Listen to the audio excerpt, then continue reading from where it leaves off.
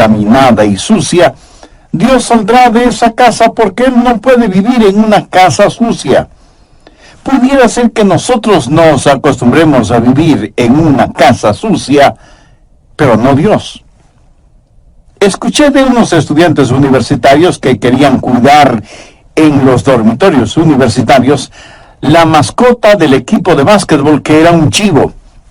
Algunos estudiantes protestaron diciendo: no pueden tener el chivo en los dormitorios. ¿Qué del mal olor? Y los otros respondieron: oh, no hay problema, el chivo ya se acostumbrará. ¿Dónde vive Dios? Bien, veamos 1 Corintios 6, versos 19 y 20. ¿O ignoráis que vuestro cuerpo es el templo del Espíritu Santo, el cual está en vosotros, el cual tenéis de Dios, y que no sois vuestros? Porque habéis sido comprados por precio. Glorificad pues a Dios en vuestro cuerpo y en vuestro espíritu, los cuales son de Dios. ¿Dónde vive Dios? Si somos creyentes, Dios vive en nosotros. En el Antiguo Testamento, Dios tuvo un templo para su pueblo. En el Nuevo Testamento, Dios tiene un pueblo para su templo. Dios vive en nosotros y nuestro corazón es su residencia real. Dios ha vivido en varias casas y ha salido de ellas. Por ejemplo, la primera casa en la cual Dios vivió fue un hombre llamado Adán. La Biblia dice en Génesis 2:7, entonces Jehová, Dios, formó al hombre del polvo de la tierra y sopló en su nariz aliento de vida, y fue el hombre un ser viviente. ¿Quién es el hombre? El hombre es cuerpo, alma y espíritu. Dios hizo el cuerpo del hombre del polvo de la tierra. Dios sopló en la nariz del hombre el aliento de vida, y eso es el Espíritu de Dios. Y el hombre vino a ser un alma viviente. Por favor, anote el margen 1 Tesalonicenses 5:23. Y el mismo Dios de paz os santifique por completo, y todo vuestro ser, espíritu, alma y cuerpo, sea guardado irreprensible para la venida de nuestro Señor Jesucristo. Fiel es el que os llama, el cual también lo hará. Usted y yo tenemos un cuerpo. Esto es piel, pelo, huesos, músculos, venas, nervios, hígado, pulmones, etc. Eso es nuestro cuerpo. Y con este cuerpo tenemos vida física y estamos en contacto con el mundo físico. Pero la Biblia también dice que tenemos un alma. Ahora, ¿qué es el alma? La palabra griega para alma es psique, que es la palabra raíz de donde tenemos palabras como psicología, psiquiatría, etc. El alma es la parte emocional de cada uno de nosotros, la porción cognitiva que vive en nuestro cuerpo. La mente, las emociones, la voluntad, todas esas cosas que hacen de nosotros lo que somos y definen nuestra personalidad, inteligencia, sentido del humor, proclividades, idiosincrasias. Esa es nuestra alma. Con nuestro cuerpo tenemos vida física y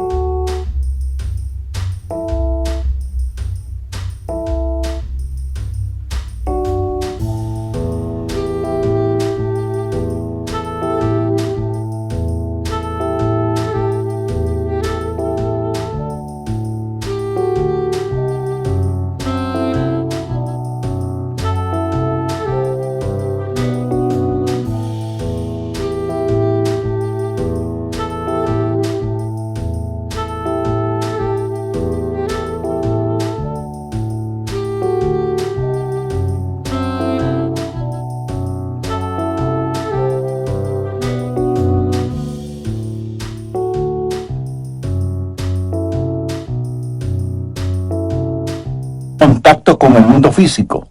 Con nuestra alma tenemos vida psicológica y conocemos el mundo dentro y alrededor de nosotros. ¿Y qué acerca del espíritu?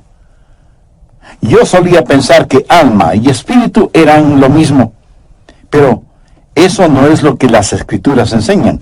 Pablo menciona cuerpo, alma y espíritu. Dios mismo establece una diferencia entre alma y espíritu. Busque Hebreos 4:12. Porque la palabra de Dios es viva y eficaz y más cortante que toda espada de dos filos y penetra hasta partir el alma y el espíritu. ¿Qué es el espíritu? Es la parte de nuestra naturaleza que nos capacita para conocer a Dios, porque Dios es espíritu, y los que le adoran en espíritu y en verdad es necesario que le adoren. En espíritu y en verdad.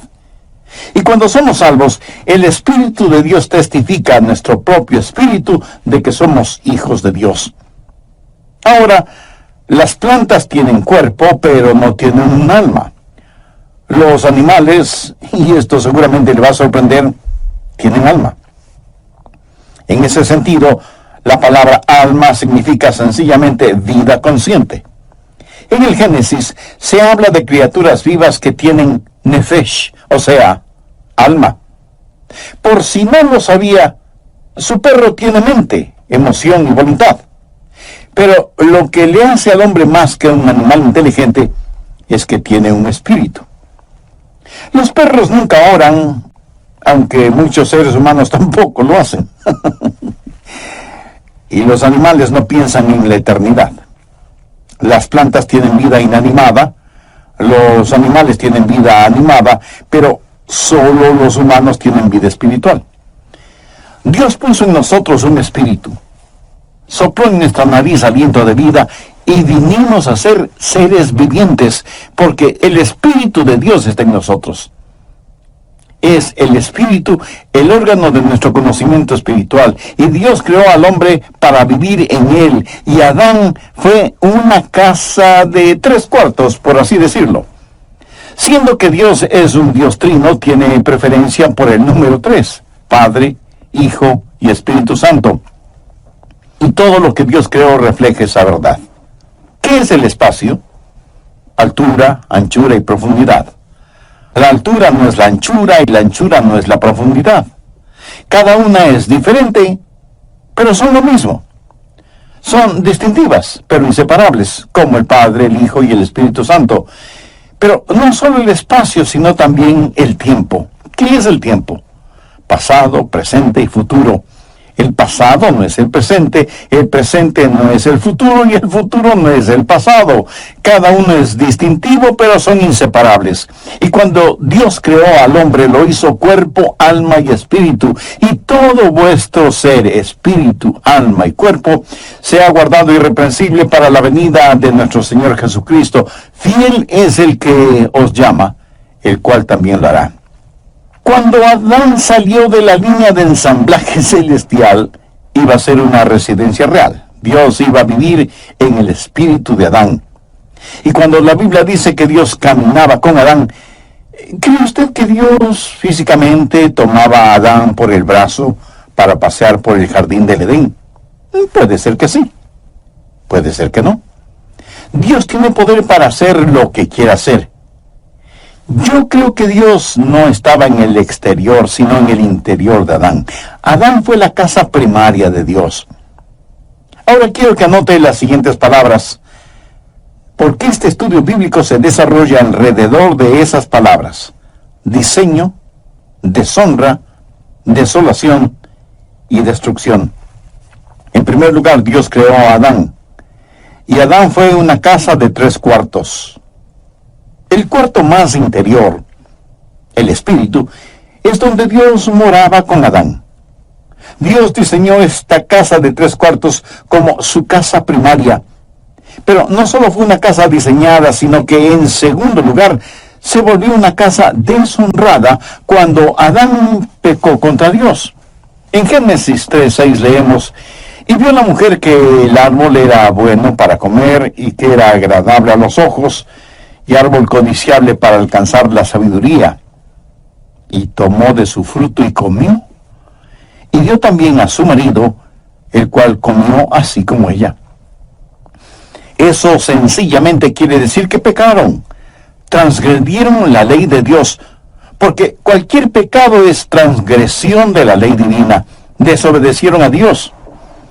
Y esta hermosa casa que Dios hizo fue contaminada, deshonrada, ensuciada y quedó desolada porque Dios salió de esa casa. Génesis 3:19 dice: con el sudor de tu rostro comerás el pan hasta que vuelvas a la tierra, porque de ella fuiste tomado, pues polvo eres, y al polvo volverás. Cuando Adán pecó, Dios salió de la casa, y ahora Adán espiritualmente está sin Dios, pero su alma y su cuerpo están vivos.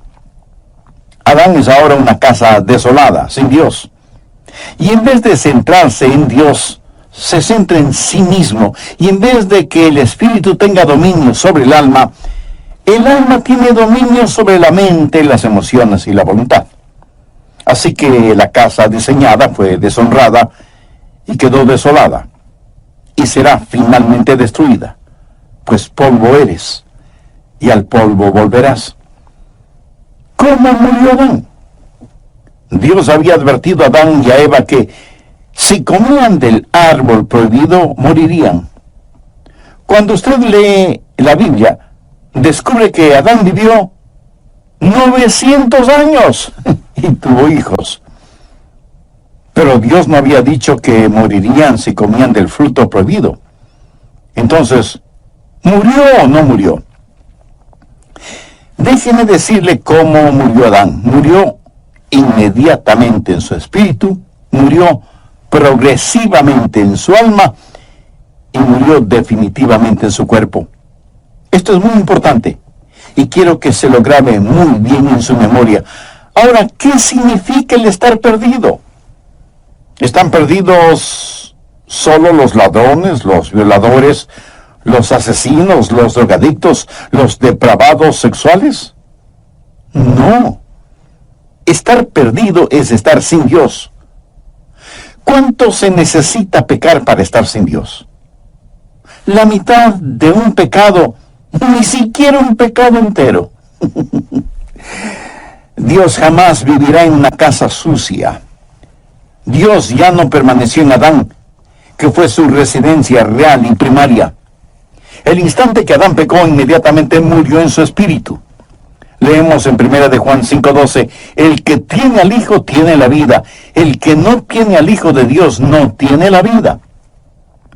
Muchos de quienes me escuchan este mismo momento, aunque sientan latir su corazón y sepan que sus mentes están lúcidas, si no tienen a Cristo, están muertos. Y hay millones de muertos vivientes en el mundo. Y usted, aunque no se haya dado cuenta, probablemente está rodeado de gente que vive, pero en realidad está muerta. O a lo mejor usted mismo es una de esas personas. Adán murió inmediatamente en su espíritu y progresivamente en su alma. Ahora, ¿qué es el alma? La mente, la emoción y la voluntad. Su mente, que debía estar centrada en Dios, se volvió un jardín de malezas. Temores y neurosis y desengaños y dolores llenaron su corazón, su mente, su alma. Murió progresivamente en su alma. Y finalmente su cuerpo murió.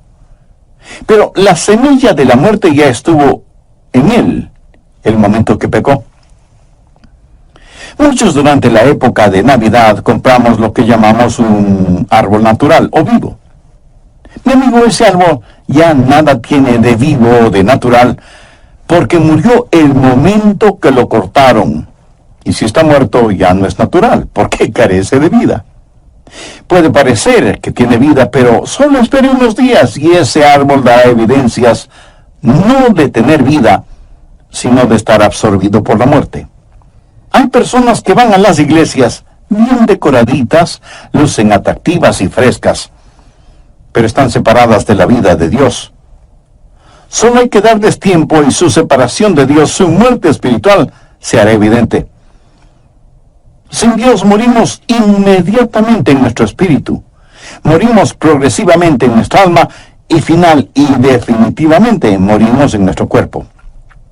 Nuestro cuerpo lenta pero inexorablemente está descendiendo hacia la tumba. Una casa diseñada, deshonrada y desolada. Dios salió de esa casa destruida y que fue la casa primaria de Dios y se llamó Adán. La segunda casa en la cual Dios habitó fue un templo. En el Antiguo Testamento Dios construyó un templo para su pueblo, un tabernáculo, que fue una enorme carpa. Más tarde se edificaría una estructura sólida, pero la idea y principio es el mismo. Ya se hable del tabernáculo o del templo, y por poco que usted sepa del tabernáculo o del templo, sabe que había 3 divisiones básicas o 3 cuartos. El patio exterior, el lugar para los sacrificios, el patio interior o lugar santo, donde la gente se reunía para tener comunión, y el lugar santísimo en donde estaba la Shekinah, la gloria de Dios. ¿Qué era el templo? No fue nada más que un modelo gigantesco, fue una lección objetiva de lo que es el cuerpo humano. En el patio exterior estaba el altar de bronce. Debemos presentar nuestros cuerpos como sacrificios vivos. El patio interior era el lugar en donde la gente adoraba y tenían comunión unos con otros, como cuando estamos en una iglesia, y representa el alma. Comunión a nivel del alma. Pero el lugar santísimo, el lugar más íntimo, representa el espíritu humano. Esta casa es diseño de Dios. Dios usó el templo para enseñar lecciones colosales que no debemos ignorarlas. En primer lugar, una casa es diseñada, un templo de 3 habitaciones, y Dios dijo, hacedlo de acuerdo al diseño que te he dado, porque es una lección. Una casa diseñada, una casa deshonrada. En Mateo 21:12, note lo que Jesús dijo acerca del templo. Y les dijo, escrito está, mi casa, casa de oración será llamada, mas vosotros la habéis hecho cueva de ladrones. Una casa diseñada, una casa deshonrada y una casa desolada. Dios no vivirá en una casa sucia. Mateo 23:38 dice, he aquí, vuestra casa os es dejada desierta. Ahora, por favor, note lo siguiente. Ya no la llama la casa de mi padre o mi casa. Ahora es vuestra casa. Lo extraño es que después de que ellos habían convertido el templo en una cueva de ladrones, continuaban adorando en el templo. Pero Dios estaba a años luz de distancia de ese lugar. Ya no es la casa de Dios, es su casa. Una casa diseñada, una casa deshonrada, una cueva de ladrones, una casa desolada, una casa destruida. Busque Mateo 24, versos 1 y 2. Cuando Jesús salió del templo y se iba, se acercaron sus discípulos para mostrarle los edificios del templo. Respondiendo él les dijo, ¿veis todo esto?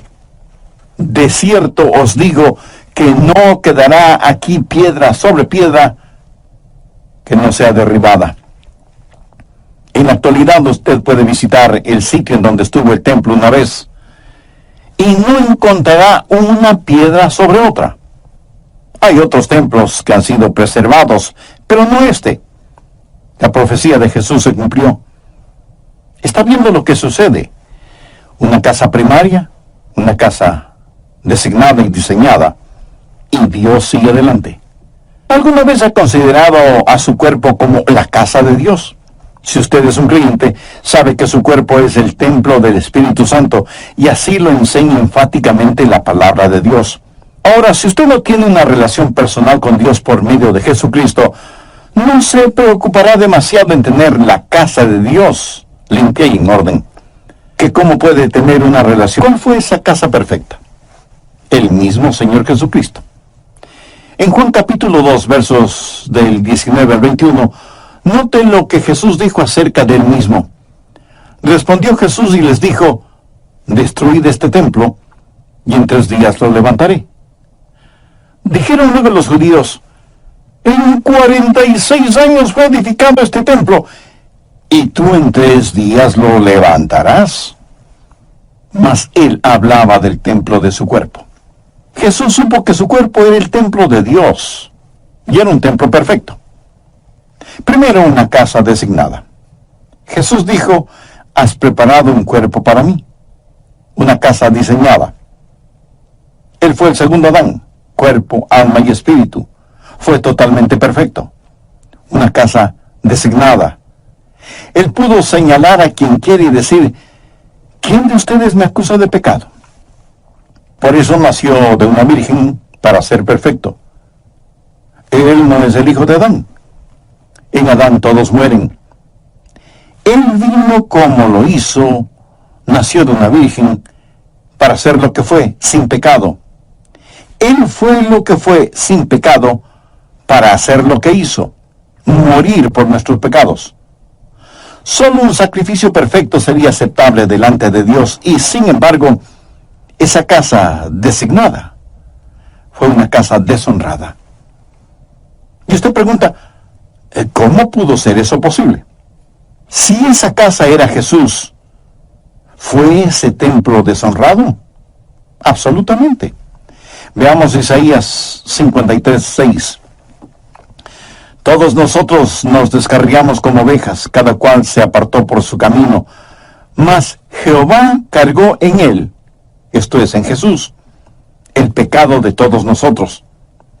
Y en 1 de Pedro 2:24 leemos, quien llevó él mismo nuestros pecados en su cuerpo sobre el madero, para que nosotros, estando muertos a los pecados, vivamos a la justicia, y por cuya herida fuisteis sanados. La Biblia también dice que al que no conoció pecado, o sea, Jesús, por nosotros lo hizo pecado. Dios tomó mi pecado, su pecado, nuestro pecado, toda la podredumbre, suciedad y maldad de este mundo, y lo puso sobre el Señor Jesucristo. Él nunca pecó, pero todos nuestros pecados fueron puestos sobre Él. Una casa designada, una casa deshonrada, una casa desolada. Veamos Mateo 27:46. Jesús está clavado en ese invento infernal llamado cruz, y agonizante y sangrante, y dice, Elí, Elí, lama sabactani. Esto es, Dios mío, ¿por qué me has desamparado? Bueno, le diré por qué lo hizo. Dios no puede vivir en una casa sucia. Cuando Jesús estuvo dispuesto a ser nuestro sustituto y cargar con nuestros pecados, todos nuestros pecados, entonces esa casa perfecta fue deshonrada. Y Dios el Padre le dio la espalda a su Hijo porque Dios, que es de ojos puros, no puede contemplar la iniquidad. Y ahí está Jesús clavado en la cruz, llevando los pecados de todo el mundo. Por eso su desgarradora pregunta, Dios mío, ¿por qué me has desamparado? Y si Jesús murió en su lugar, usted debe amarle por lo que Él hizo por usted. Antes de morir, David dijo, aunque ande en valle de sombras de muerte, no temeré mal alguno, porque tú estarás conmigo. Y Jesús cruzó ese valle completamente solo. Ni siquiera pudo pedir que su Padre le acompañara. Una casa designada, una casa deshonrada, una casa desolada, una casa destruida. Juan 2:19 dice, respondió Jesús y les dijo, destruid este templo y en 3 días lo levantaré. Jesús sabía que iba a ser destruido. ¿Y quién iba a destruirlo? Dios el Padre. Y alguien me dirá de inmediato, un momento, pastor, pensé que nosotros crucificamos a Jesús. Bueno, sí, en el sentido que Él murió por nuestros pecados. Pero en Isaías 53:10 leemos, con todo esto, Jehová quiso quebrantarlo sujetándole a padecimiento. Cuando Jesús tomó mi pecado y fue mi sustituto en la cruz, Dios tenía que tratarle a Él como me hubiera tratado a mí. Una casa designada, una casa deshonrada, una casa desolada, una casa destruida.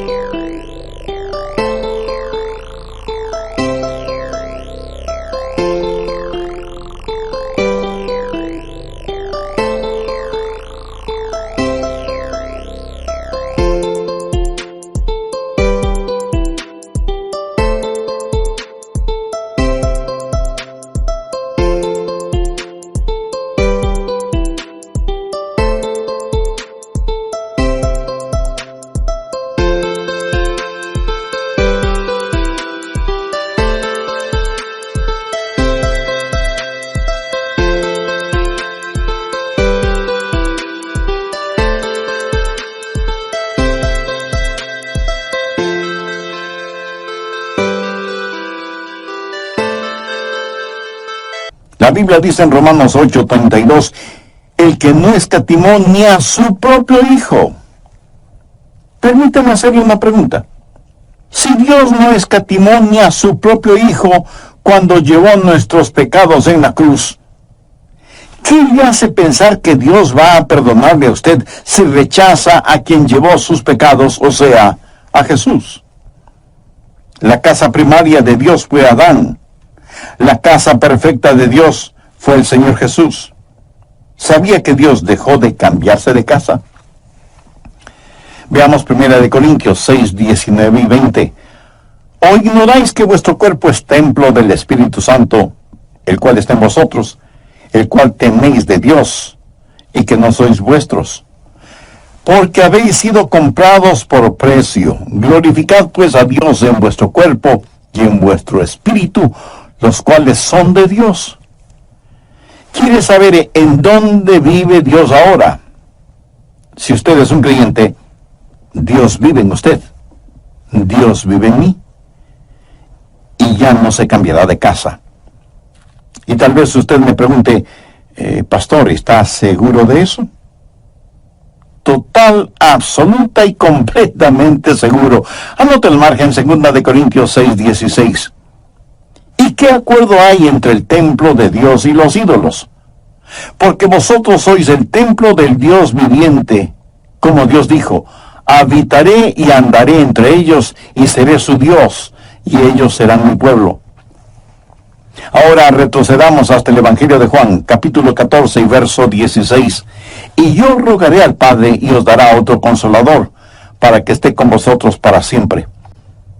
Note la última parte de esa promesa, para que esté con vosotros. ¿Por cuánto tiempo? Para siempre. Y en Efesios 3:17 leemos, para que habite Cristo por la fe en vuestros corazones. Dios ya no se cambia de casa. Muchas veces cuando vamos a la iglesia, por lo general decimos, vamos a la casa de Dios. Pero eso no es exactamente así, porque la verdad es que estamos llevando la casa de Dios, esto es, nosotros mismos, al templo. Bien, antes de finalizar, saquemos algunas conclusiones o lecciones de todo esto. Primero, la lección concerniente a la salvación. ¿Qué es la salvación? Salvación no es sacar al hombre de la tierra y llevarlo al cielo. Esa es la idea que la mayoría de las personas tiene. Por eso preguntan, ¿no quiere ser salvo para irse al cielo? Ahora, por supuesto que quiere ir al cielo, pero eso no es la salvación. Eso es solo un subproducto de la salvación. Así que repito, salvación no es sacar al hombre de la tierra y llevarlo al cielo. Salvación es que Dios salga del cielo y entre en el hombre. Ser salvo es tener a Dios en su corazón, ayudándole a entender que usted es ahora el templo del Espíritu Santo. Segundo, la lección concerniente a la seguridad. Dios ha dejado de cambiarse de casa. Dios habita en nuestro corazón por fe y Él nunca, nunca, nunca nos dejará ni nos abandonará. Él vino para permanecer con nosotros y en nosotros. Ahora estoy seguro que alguien me preguntará, pero pastor, usted dijo que Dios no vivirá en una casa sucia, y yo francamente en ese aspecto, lejos estoy de ser perfecto o limpio. Amigo, su inquietud es honesta y válida. Permítame decirle lo que sucede. Debido al sacrificio en el Calvario, ningún pecado le será imputado a usted. Busque Romanos 4, los versos 7 y 8. Bienaventurados aquellos cuyas iniquidades son perdonadas y cuyos pecados son cubiertos. Bienaventurado el varón a quien el Señor no inculpa de pecado. Si Dios tuviera que poner a un medio pecado en su hoja de vida, Él tendría que cambiarse de casa. Pero no le inculpa a usted de pecado porque ya le perdonó. Entonces, ¿qué sucede si usted vuelve a pecar? Que Dios tendrá que disciplinarle, tendrá que castigarle. ¿Qué es lo que dice Hebreos 12:6? Porque el Señor al que ama disciplina y azota a todo el que recibe por hijo. Algunas personas no creen en la eterna seguridad del creyente. Piensan que usted puede salvarse y perderse, salvarse y perderse. Y si usted cree semejante cosa, se volverá en un neurótico espiritual. Algunos dicen, oh, yo creo en la seguridad y creeré absolutamente en ella cuando llegue al cielo. Otros piensan, cuando súbitamente dé el gran salto hacia el cielo, cerraré las puertas celestiales detrás de mí y diré, vaya, ahora estoy a salvo. Bien, pero espere un minuto. ¿Qué le hace pensar que estará seguro allá arriba si es que no está seguro aquí abajo? Recuerde que ángeles cayeron del cielo. Escúcheme muy atentamente. Seguridad no es un lugar. Seguridad es una persona. Y su nombre es Jesucristo. Tercero, la lección concerniente a la santificación. Ya he dicho que Adán murió inmediatamente en su espíritu, murió progresivamente en su alma y murió definitivamente en su cuerpo. Ahora, cuando usted se salva, Dios pone todo esto al revés, porque cuando se salva usted es justificado inmediatamente en su espíritu. La Biblia habla del espíritu del hombre justo, hecho perfecto. Usted es justificado inmediatamente. El momento en que usted le dice sí a Jesucristo, ese mismo instante es justificado en su espíritu y cada pecado, cada mancha, cada arruga es enterrado en la tumba del olvido de Dios. Y no solo que es justificado inmediatamente en su espíritu, sino que es santificado progresivamente en su alma. Adán murió progresivamente en su alma, pero usted es santificado progresivamente en su alma. Dios trabaja en usted diariamente para que sea más y más a la semejanza del Señor Jesucristo, porque nosotros no estamos totalmente santificados todavía. Filipenses 1:6 dice, al que comenzó en vosotros la buena obra, la perfeccionará hasta el día de Jesucristo. Justificados inmediatamente en el Espíritu, santificados progresivamente en el alma y por último, un día seremos glorificados. La Biblia enseña que uno de estos días Él va a cambiar mi cuerpo vil a la semejanza de su cuerpo glorioso. Por eso el salmista dijo, estaré satisfecho cuando despierte a tu semejanza. ¿Cómo voy a hacer? No lo sé. Pero sí sé una cosa. Seré a la semejanza de Jesucristo. Y eso es más que suficiente para mí. Y espero que sea más que suficiente también para usted. Un niño o niña de 3 años puede hacer preguntas acerca del cielo que nadie puede responder. Porque hay cosas que sabemos y cosas que no sabemos. Cosas sobre las cuales podemos ser muy dogmáticos. Y cosas sobre las cuales no debemos ser dogmáticos. Primera de Juan 3:2 dice, amados, ahora somos hijos de Dios, y aún no se ha manifestado lo que hemos de ser. Pero sabemos que cuando Él se manifieste, seremos semejantes a Él, porque le veremos tal como Él es. Seremos hechos a la semejanza del Señor Jesucristo. Adán murió inmediatamente en su espíritu, progresivamente en su alma y definitivamente en su cuerpo. Yo soy, ¿o ignoráis que vuestro cuerpo es templo del Espíritu Santo, el cual está en vosotros, el cual tenéis de Dios, y que no sois vuestros? Porque habéis sido comprados por precio. Glorificad pues a Dios en vuestro cuerpo y en vuestro espíritu, los cuales son de Dios. Su cuerpo es el templo del Espíritu Santo de Dios. ¿Cuántos de ustedes usan un lenguaje soez que no lo usan cuando están en la iglesia? Recuerde que cada día es un día santo y cada lugar es un lugar sagrado. Usted no haría nada para deshonrar o ensuciar la iglesia a la que asiste, ¿verdad? Entonces, ¿por qué deshonrar o ensuciar su cuerpo, que es el templo del Espíritu Santo de Dios? Si usted es un creyente, Dios vive en usted. Él ha hecho morada en su corazón y su vida, y ya nunca jamás se cambiará de casa. Si usted aún no es salvo, pero quiere serlo, le prometo con la autoridad de la palabra de Dios que Jesús le salvará. como salvó a aquella mujer cuya carta leí. Y si usted está pensando, pero yo no soy pecador como ella, ¿sabe lo que Jesús les dijo a los fariseos que se creían tan justos y piadosos? De cierto os digo que los publicanos y las rameras van delante de vosotros al reino de Dios.